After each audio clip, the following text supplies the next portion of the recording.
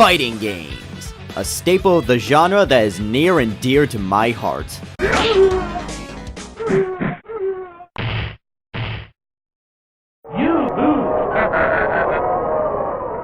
Look, I never said I was any good. It's a simple premise. You take 2 or more people, put them in a small arena or such, and then just watch them kick the shit out of each other while trying to perform these weird pretzel motions in order to do stuff like this. The legend has now begun. Don't underestimate the chickening out. Psycho! Oh yeah! Too easy! Ooh! Burn this in your memory! Safe to say I love it. Hey! But what I love most of all is that fighting games hold the most interesting cast of characters in all of video games, with such examples as fireball-throwing martial artists, ice ninjas, ass-inflating Frankenstein monsters, guys possessed by the Ring Girl, girls who are just the Ring Girl, an actual bear, an actual tank, Terry Bogard, and Deadpool. So yeah, fighting games are insane, and if I had the chance, I would just be talking about them for days on end. Oh, if only we were that lucky. If only we were that lucky. There are some dark times ahead of us. Today's the start of a series where I'm gonna focus on the fact that people decide to make live-action films based on fighting games. And we all know the reputation that video games have on the silver screen. Like, seriously, I think I've only seen about, 3 good movies in this sea of trash? And one of them is Sonic? Adding to the fact that we're gonna be looking at films based on fighting games, which have plots that range from non-existent to Guilty Gear, suffice to say... Oh no! So welcome to the first ever marathon on this channel, where I take a look at a series of media centered around a certain topic, and... if the intro didn't clue you in... we're talking about fighting game movies. Specifically, I'm gonna be looking at 3 different franchises. Dead or Alive, Tekken, and King of Fighters. Now you may be asking yourself why I omitted the 2 biggest fighting game franchises, Mortal Kombat and Street Fighter. For one, King of Fighters 15 just released, so I want to focus on KOF along with the other titles, and B, because Street Fighter and Mortal Kombat have like 3 or 4 films each, that they deserve their own marathon onto themselves. Yeah. So now that out of the way, welcome to the live-action fighting game marathon as we start our journey with Dead or Alive. Now, Dead or Alive was an English pop band from the 80s, best known for their hit single, You Spin Me Round Like a Record, and wait, hold on, mixed up. Shit. Dead or Alive is Koei Tecmo's main fighting game franchise that was created in 1996 by everyone's favorite oatmeal cookie, Tomonobu Itagaki. The game itself was a take on the then popular 3D arena fighters and featured Ryu Hayabusa from Ninja Gaiden. And also Master Chief showed up that one time? And he was a girl? Truth be told, I've never actually played the Dead or Alive games yet, because for one, I'm not that interested in the regular martial arts games such as Virtual Fighter as much as I'm more into, yeah, open up the Dragon Stall, baby, let's go! But mainly the reason I can't fully get into DOA is because of the stigma of this franchise. By that I mean this game is considered the booby game. Dead or Alive really sells itself on the sex appeal to the point where the series might actually be more well known for its beach volleyball / so this is why mom doesn't talk to me anymore type games. So for this film, I'm going relatively blind with only the wiki page to help me verify any facts. Okay, this intro's taking too long, let's just move into this. So we start our film with some company logos and wait, Dimension Films? As in the people who make the Spy Kids movies? Oh, we have gone from 0 to maximum before we even started!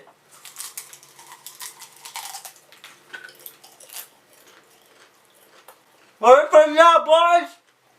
So the movie begins with a sweeping shot of the Ishikari Mountains, where we also get a very flashy title card in the middle of the screen, because this is a Dimension film. It's here where we're introduced to Princess Kasumi, who is being given the news that her brother, Hayate, is dead after participating in the Dead or Alive tournament.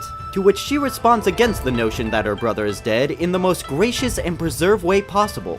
Or in layman's terms, like she's made out of wood. I am not a cricket in a box. I alone determine my destiny. If my brother is really dead, then you are no longer his best friend.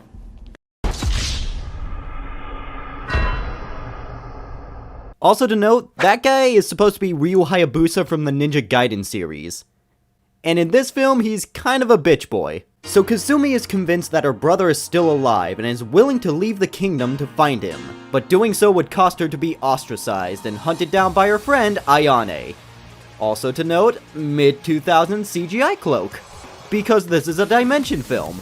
She proceeds to make her escape with the help of a high-tech hang glider she kept under her dress for some reason, as she catches an equally high-tech shuriken announcing that she's been invited to the DOA tournament, just before we get hit with a quick montage and a flashy splash screen.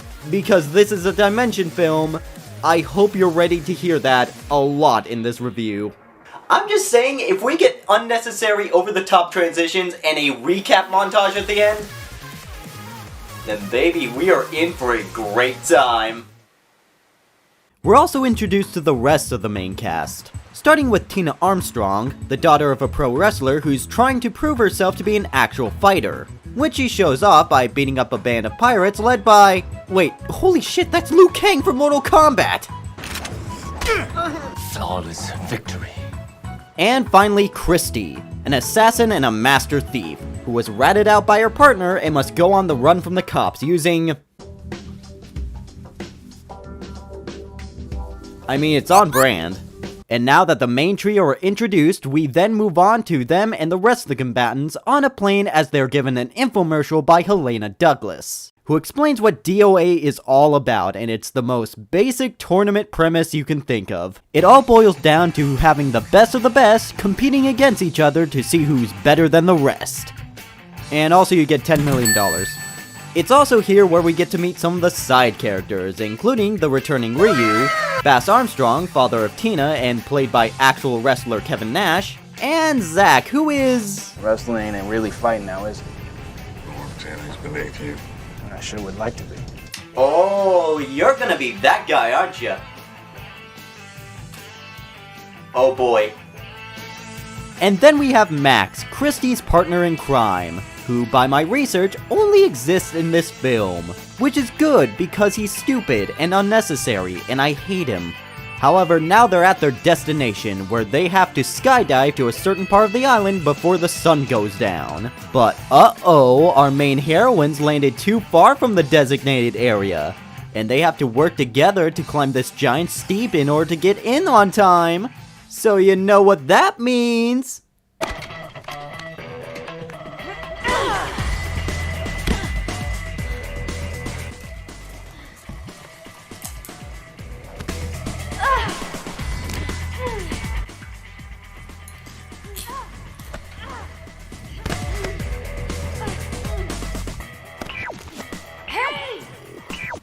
This is so silly.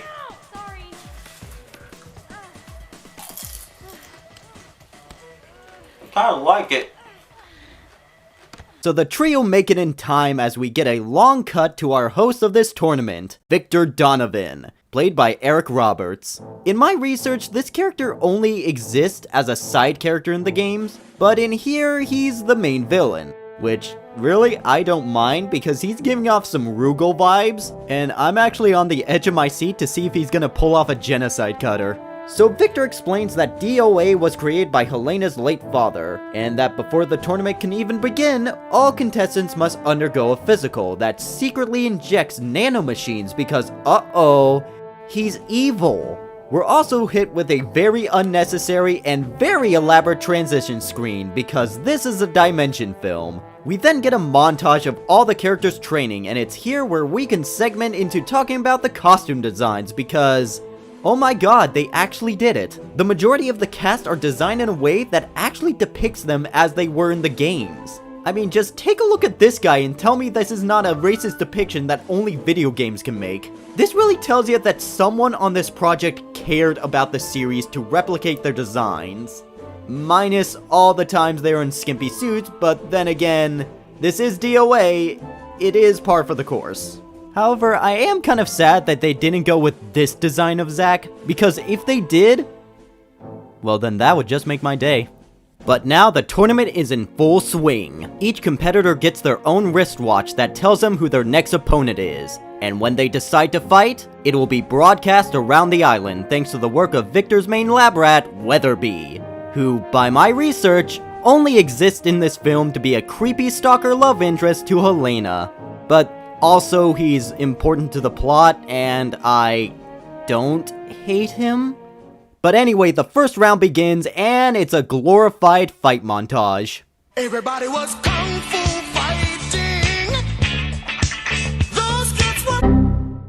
Oh, every fucking time. Oh yeah, and also to add, they gave each combatant a life bar, which is just adorable. But after the first round, we get to see what our main heroines are doing afterward. First we get Kasumi, lamenting over a memory of a time when she was kidnapped, only for her brother to save her after allowing the kidnappers to meet God, so to speak. After that, we check up on Christy and Max, who are trying to map out a plan to not only steal the $10 million, but also the rest of the money from the island. And then they sex. And finally, there's Tina, and she's, oh. Want some?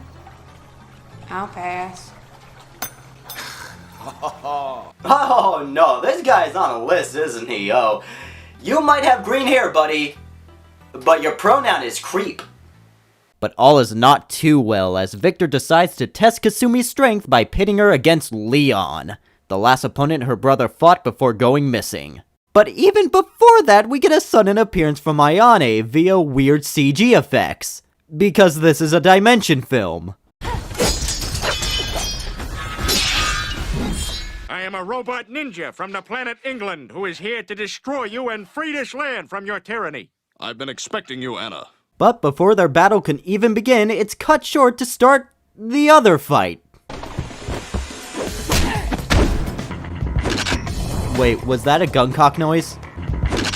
Okay, but why though? Now then, let's start the real fight, shall we?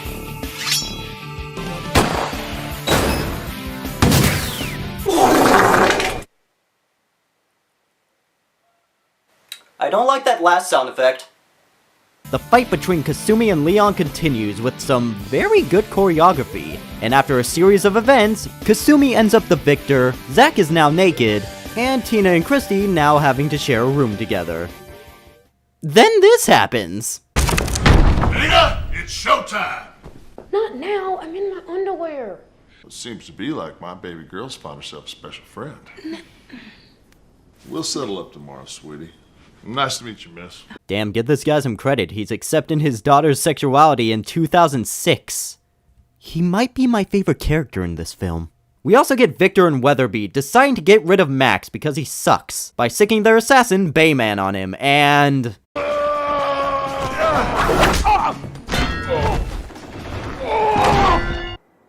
What the hell was that? Anyway, another needlessly flashy transition, because this is a Dimension film, we move on to Tina and Kasumi doing acupuncture, only to be interrupted by Bass, who challenges Tina to a fight and just continues to be great. Come at a bad time again, haven't I? Does, Christy know about you too? I'm here to prove that I'm not a fake. Even if that means I have to hurt you.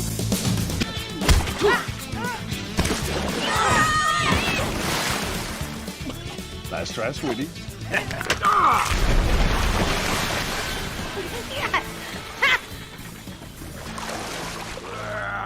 God, I love him. We then cut to, oh-ho! We are in the thick of it now, boys! They did it. They put a beach scene in this film for no reason. God bless this shit. That's right, we have a beach volleyball scene unapologetically in the middle of the film. Now, usually when a film or TV series decides to put a beach scene out of nowhere, it can kind of be seen as cheap and forced attention grabbing. But this is Dead or Alive, a series that prides itself on that shit. And it also just kind of fits with the overall schlocky tone of this film. I don't know, the fact that they went the mile to put this in, for this time, I'll commemorate them. Good job. I also like that Ryu gets flustered after seeing Kasumi in a bikini. Like, this is a guy who slays gigantic demons, but this is too much. Ooh, lady parts, ooh. I killed 1,000 men with families with no resort, but... Ooh, boobies, ooh.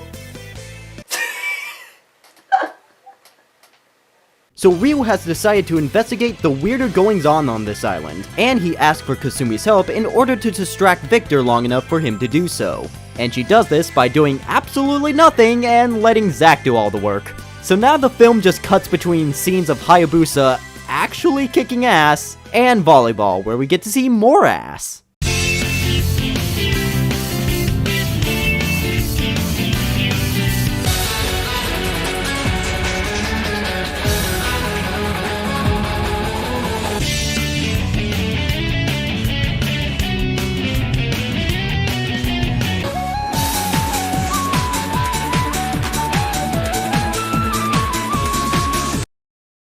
But sadly, the party is cut short when a shuriken pops the ball and Ryu gets captured.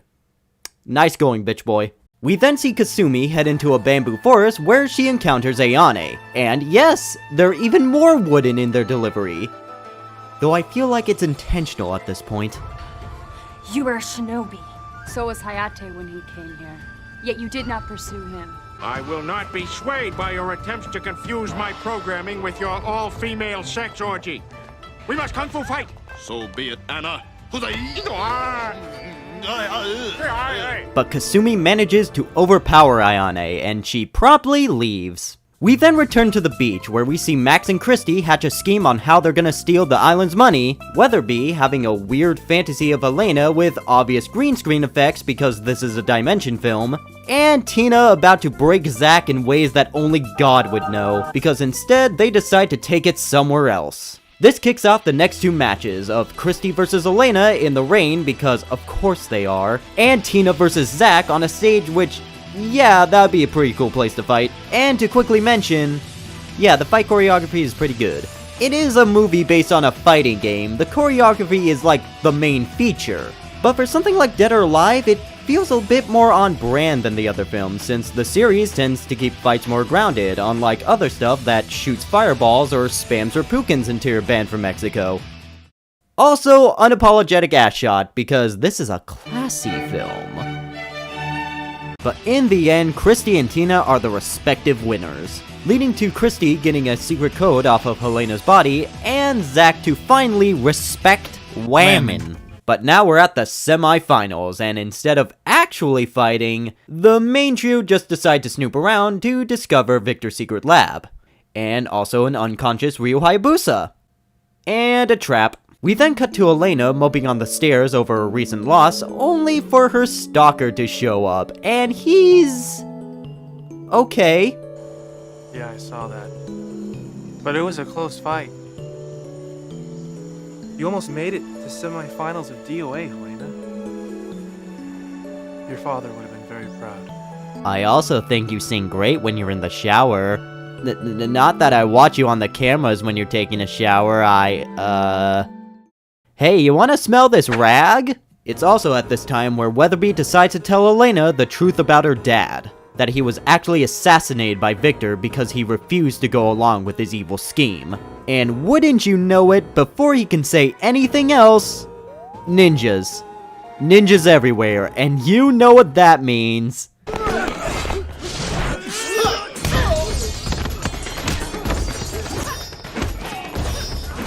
I've got your back, Helena!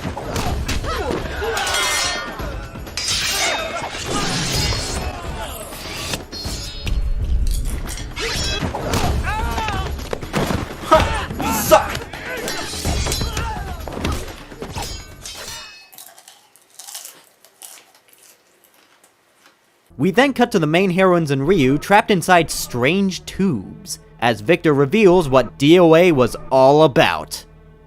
Magic glasses, because this is a dimension film. They just love that shit. These glasses are able to download the fighting styles and techniques of the 4 fighters to become the ultimate fighter. And he decides to show off a demonstration of this power by revealing Kasumi's brother, Hayate, who's been trapped this entire time. The glasses also allow him to predict his opponent's every move, sort of similar to a broken AI boss in a fighting game that can read your entire input, and oh my god, he is Rugal.